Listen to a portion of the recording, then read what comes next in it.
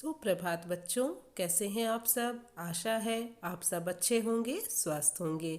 मैं मंजू यादव, आपकी हिंदी विषय की अध्यापिका। बच्चों, पूर्व कक्षा में हम हमारी हिंदी रीडर के पाठ 10 जिंदगी कैसे चलेगी कविता का अध्ययन कर रहे थे। आज की कक्षा में हम हमारी हिंदी व्याकरण के पाठ 15 काल का अध्ययन करेंगे। तो चलिए शुरुआत करते हैं। आइए बच्चों, हम कुछ उदाहरणों के माध्यम से काल को समझते हैं। यहाँ कुछ चित्र दिखाए गए हैं। पहले चित्र में हरप्रीत गुरुद्वारे गया था। मैथिली चित्र बना रही है।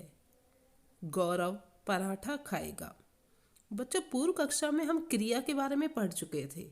आप सभी जानते हैं ना, क्रिया किसे कहते हैं। जी हाँ, जिसके द्वारा किसी कार्य के करने या होने का पता चलता है उसे क्रिया कहते हैं। तो पहले वाक्य में क्रिया क्या है, गया था। दूसरे में बना रही है और तीसरे में खाएगा। तो इस प्रकार पहले वाक्य को पढ़ के हमें यह पता चल रहा है कि इसमें क्रिया समाप्त हो गई है कि हरप्रीत गुरुद्वारे गया था। क्रिया समाप्त हो चुकी है। मैथिली चित्र बना रही है, इसमें बना रही है यानी क्रिया हो रही है अभी। गौरव पराठा खाएगा। खाएगा खाएगा कार्य भविष्य में होगा कि अभी उसने खाया नहीं है, वह खाएगा। तो तीनों क्रियाओं से क्या पता चल रहा है। पहली क्रिया से क्रिया समाप्त हो गई है, दूसरी क्रिया से क्रिया हो रही है और तीसरी से कि कार्य भविष्य में होगा। तो इन वाक्यों की क्रियाओं द्वारा क्रिया के हो चुकने, जारी रहने और अभी होने का पता चलता है। तो इन तीनों वाक्यों की क्रियाओं से उनके काल का पता चलता है, यानी उनके समय का पता चलता है। पता चला ना, समय का कैसे पता चलता है कि ये क्रिया कब होंगी। समय, काल को समय कहते हैं। समय का पता चलता है कि पहली वाली में क्रिया हो चुकी है, दूसरी वाली में क्रिया हो रही है और आखिरी में कार्य भविष्य में होगा, यानी क्रिया अभी हुई नहीं है, होगी। तो इस प्रकार तीनों वाक्यों से, क्रियाओं से उनके काल का पता चलता है। तो बच्चों, हमने कौन कौन से वाक्य पढ़े। हरप्रीत गुरुद्वारे गया था। मैथिली चित्र बना रही है। गौरव पराठा खाएगा।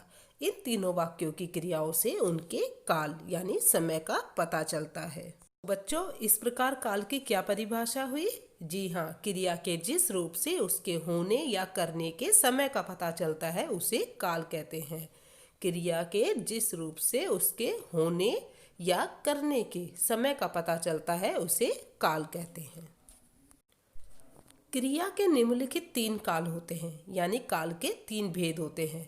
भूतकाल, वर्तमान काल, भविष्यत काल। सबसे पहला भेद भूतकाल। भूतकाल किसे कहते हैं। क्रिया के जिस रूप से काम के बीत चुके समय में पूरा होने का पता चलता है उसे भूतकाल कहते हैं, यानी कि वह कार्य जो बीते हुए समय में पूरा हो चुका है। यानी कि आज हम जिस कार्य के लिए कहते हैं कि वह कार्य हो चुका है, पूरा हो चुका है, वह भूतकाल होता है। उदाहरण देखिए, आदित्य ने लघु कथा पढ़ी, यानी आदित्य लघु कथा पढ़ चुका है। लक्ष्य मुंबई गया था, वह जा चुका है। तो यह क्या है, भूतकाल में यही क्रियाएं हो चुकी हैं। तो भूतकाल किसे कहते हैं, क्रिया के जिस रूप से काम के बीते चुके समय में पूरा होने का पता चलता है उसे भूतकाल कहते हैं। काल का दूसरा भेद वर्तमान काल। क्रिया के जिस रूप से उसके वर्तमान में होने का पता चलता है उसे वर्तमान काल कहते हैं, यानी क्रिया का वह रूप जिसके द्वारा यह पता चलता है कि वह अभी हो रही है, पूरी नहीं हुई है, उसे हम वर्तमान काल कहते हैं। जैसे उदाहरण देखिए, मोनिका सैर कर रही है, यानी मोनिका भी सैर कर रही है। नितिन मैच देख रहा है। ये क्रियाएं अभी पूरी हुई नहीं है, अभी चल रही हैं, तो इन्हें वर्तमान काल कहते हैं। काल का तीसरा भेद भविष्यत काल। क्रिया के जिस रूप से उसके आने वाले समय में होने का पता चलता है उसे भविष्यत काल कहते हैं, यानी कि क्रिया के जिस रूप से यह पता चलता है कि क्रिया कब होगी, आने वाले समय में होगी, उसे भविष्यत काल कहते हैं। उदाहरण देखिए, मधुकर ताजमहल देखने जाएगा, यानी मधुकर ताजमहल देखने जाएगा, अभी गया नहीं है। हम दक्ष का जन्मदिन मनाएंगे, हम दक्ष का जन्मदिन मनाएंगे। अभी हमने मनाया नहीं है, मनाएंगे। तो ये सभी कार्य कब होंगे? भविष्य में होंगे, तो इसलिए इसे भविष्यकाल कहते हैं। तो बच्चों, आज की कक्षा में हम भूतकाल के बारे में विस्तार से पढ़ेंगे। भूतकाल के 6 भेद होते हैं: सामान्य भूत, आसन भूत, पूर्ण भूत, अपूर्ण भूत, संदिग्ध भूत एवं हेतुमत भूत। तो आइए भूतकाल के सभी भेदों के बारे में विस्तार से जानें। भूतकाल का सबसे पहला भेद सामान्य भूतकाल। जहाँ बीते हुए समय में सामान्य तौर पर काम का करना या होना पाया जाए उसे सामान्य भूत कहते हैं। यानी कि जहाँ बीते हुए समय में सामान्य तौर पर काम का करना या होना पाया जाता है उसे सामान्य भूत कहते हैं, जहाँ काम हो चुका होता है सामान्य तौर पर। जैसे उदाहरण देखिए, कनिष्क गया, गुंजन ने पत्र लिखा, रेणुका आई। तो यहाँ पर सामान्य तौर पर पता चल रहा है कि ये काम पूरे हो गए हैं, तो इसलिए इसे सामान्य भूतकाल कहते हैं। भूतकाल का दूसरा भेद आसन भूतकाल। जहाँ क्रिया की समाप्ति अभी अभी हुई हो, अर्थात निकट भूत में क्रिया की समाप्ति पाई जाए उसे आसन भूतकाल कहते हैं। यानी कि जहाँ यह पता चलता है कि क्रिया अभी अभी समाप्त हुई है उसे आसन भूतकाल कहते हैं। उदाहरण देखिए, यथार्थ अभी सोकर उठा है, यानी वह अभी सोकर उठा है। दीपक ने खाना खा लिया है। रोहित अमेरिका से आया है। तो इन सभी क्रियाओं से क्या पता चल रहा है कि ये अभी अभी समाप्त हुई हैं, तो इसे आसन भूतकाल कहते हैं, जिसमें क्रिया अभी समाप्त हुई हो। भूतकाल का तीसरा भेद पूर्ण भूतकाल। पूर्ण शब्द से ही बच्चों हमें यह पता चल रहा है कि किसी कार्य का पूर्ण रूप से खत्म हो जाना। क्रिया के जिस रूप से यह पता चले कि कार्य को समाप्त हुए बहुत समय बीत चुका है उसे पूर्ण भूत कहते हैं। यानी कि पूरी तरह से वह समाप्त हो चुका है, उसे समाप्त हुए काफ़ी समय बीत चुका है, तो उसे पूर्ण भूतकाल कहते हैं। उदाहरण देखिए, मैंने कल आइसक्रीम खाई थी, यानी कि कल खाई थी, समय काफ़ी हो चुका है। गाड़ी चली गई थी, गाड़ी जा चुकी थी। राम ने रावण को मारा था। तो इन सभी वाक्यों से क्या पता चल रहा है कि क्रिया पहले पूरी हो चुकी है, यानी कार्य को समाप्त हुए बहुत समय बीत चुका है, उसे पूर्ण भूतकाल कहते हैं। भूतकाल का चौथा भेद अपूर्ण भूतकाल।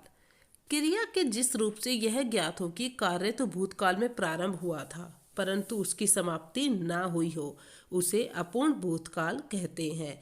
यानी कि जैसा कि आपको शब्द से ही पता चल रहा है, अपूर्ण, जो अभी पूर्ण नहीं हुआ हो। तो क्या परिभाषा हुई? क्रिया के जिस रूप से यह ज्ञात हो कि कार्य तो भूतकाल में प्रारंभ हुआ था परंतु उसकी समाप्ति ना हुई हो उसे अपूर्ण भूत कहते हैं। जैसे अनन्या दौड़ रही थी, यानी अनन्या दौड़ रही थी, अभी उसकी दौड़ पूरी नहीं हुई है। अंकित पढ़ रहा था, अंकित पढ़ रहा था, अभी वह पढ़ाई पूरी नहीं कर चुका। सूरज खाना खा रहा था, वह अभी खाना खा रहा है, उसने खाना पूरा नहीं खाया। तो क्रिया के जिस रूप से यह ज्ञात हो कि कार्य तो भूतकाल में प्रारंभ हुआ था परंतु उसकी समाप्ति ना हुई हो उसे अपूर्ण भूतकाल कहते हैं। भूतकाल का पांचवा भेद संदिग्ध भूतकाल। जहाँ भूतकाल की क्रिया के होने में संदेह हो, यानी कि यह पता ना चले कि कार्य भूतकाल में पूरा हुआ है अथवा नहीं, वहाँ संदिग्ध भूतकाल होता है। यानी कि जिसमें हमें संदेह हो कि कार्य पूरा हुआ या नहीं हुआ, वहाँ संदिग्ध भूतकाल होता है। जैसे रिया ने पुस्तक पढ़ी होगी, यानी हमें निश्चित नहीं है हम कि उसने पुस्तक पढ़ी थी, रिया ने पुस्तक पढ़ी होगी, हमें संदेह है। राकेश ने गाना गाया होगा, रोहन सोया होगा। तो इन सभी वाक्यों से हमें पता चल रहा है कि हमें संदेह हो रहा है कि ये सभी कार्य हुए हैं या नहीं हुए, तो यहाँ संदिग्ध भूतकाल होता है। भूतकाल का आखिरी भेद हेतुमत भूतकाल। जहाँ भूतकाल की क्रिया का होना किसी दूसरी क्रिया पर निर्भर हो, वहाँ हेतुमत भूतकाल होता है। यानी कि जहाँ कार्य भूतकाल में हो सकता था परंतु किसी अन्य कार्य के न होने के कारण ना हो सका। आया आपको समझ में? जहाँ कार्य भूतकाल में हो सकता था परंतु किसी अन्य कार्य के न होने के कारण न हो सका, जैसे वर्षा होती तो फसल अच्छी होती, यानी फसल अच्छी कब होती? यदि वर्षा होती तो। अंजू पढ़ती तो पास हो जाती, कब वह पास हो जाती अंजू? यदि अंजू पढ़ती तो आपको आया समझ में? जहाँ भूतकाल की क्रिया का होना किसी दूसरी क्रिया पर निर्भर हो वहाँ हेतु हेतुमत भूतकाल होता है, यानी कि एक क्रिया का दूसरी क्रिया पर निर्भर होना। यदि वर्षा होती तो फसल अच्छी होती, फसल अच्छी कब होती? जब वर्षा होती। तो यहाँ फसल का अच्छा होना किस पर निर्भर था? वर्षा के होने पर। तो आपने देखा कि भूतकाल की क्रिया का होना किसी दूसरी क्रिया पर निर्भर हो वहाँ हेतु हेतुमत भूतकाल होता है। तो बच्चों, इस प्रकार ये भूतकाल के 6 भेद होते हैं। भूतकाल के कौन कौन से भेद होते हैं? सामान्य भूत, आसन भूत, पूर्ण भूत, अपूर्ण भूत, संदिग्ध भूत एवं हेतु हेतुमत भूत। तो बच्चों, आज की कक्षा में हमने भूतकाल के बारे में पढ़ा। अगली कक्षा में हम वर्तमान काल एवं भविष्यत काल के बारे में पढ़ेंगे। अब हम बात करते हैं हमारे आज के कक्षा कार्य की। कक्षा कार्य में सबसे पहले हम दिनांक लिखेंगे 7/12/2020, पाठ 15, काल, कक्षा कार्य। प्रश्न संख्या 1, काल किसे कहते हैं? काल मुख्य रूप से कितने प्रकार के होते हैं? उनके नाम भी लिखिए। उत्तर, काल क्रिया के जिस रूप से उसके होने या करने के समय का पता चलता है उसे काल कहते हैं। क्रिया के निम्नलिखित 3 काल होते हैं: भूतकाल, वर्तमान काल, भविष्यत काल। प्रश्न संख्या 2, भूतकाल किसे कहते हैं? भूतकाल के कितने भेद होते हैं? उनके नाम भी लिखिए। उत्तर, क्रिया के जिस रूप से काम के बीत चुके समय में पूरा होने का पता चलता है उसे भूतकाल कहते हैं। भूतकाल के 6 भेद होते हैं: सामान्य भूत, आसन भूत, पूर्ण भूत, अपूर्ण भूत, संदिग्ध भूत, हेतु हेतुमत भूत। प्रश्न संख्या 3, निम्नलिखित वाक्यों की क्रियाओं में भूतकाल का कौन सा भेद है? नाम बताइए। यहाँ कुछ वाक्य लिखे हैं, उनकी क्रियाओं में आपको बताना है कि भूतकाल का कौन सा भेद है। विजय कंप्यूटर पर गेम खेल रहा था, यानी खेल रहा था, अभी पता नहीं है कि पूरा खेल चुका है, तो अपूर्ण भूतकाल। सैफ ने धमाकेदार गिटार बजाया, सामान्य भूतकाल। हमने क्रिकेट मैच देखा था, पूर्ण भूतकाल। नीरज परिश्रम करता तो सफल हो जाता, हेतु हेतुमत भूतकाल। निहारिका चेन्नई चली गई होगी, संदिग्ध भूतकाल। कल मेरी परीक्षा थी, पूर्ण भूतकाल। तो बच्चों, इस प्रकार आप सभी अपना कक्षा कार्य साफ एवं सुंदर लिखाई में करेंगे। आज के लिए इतना ही। अगली कक्षा में हम इसी पाठ के आगे के भाग का अध्ययन करेंगे और वर्तमान काल एवं भविष्यत काल के बारे में पढ़ेंगे। तब तक के लिए धन्यवाद।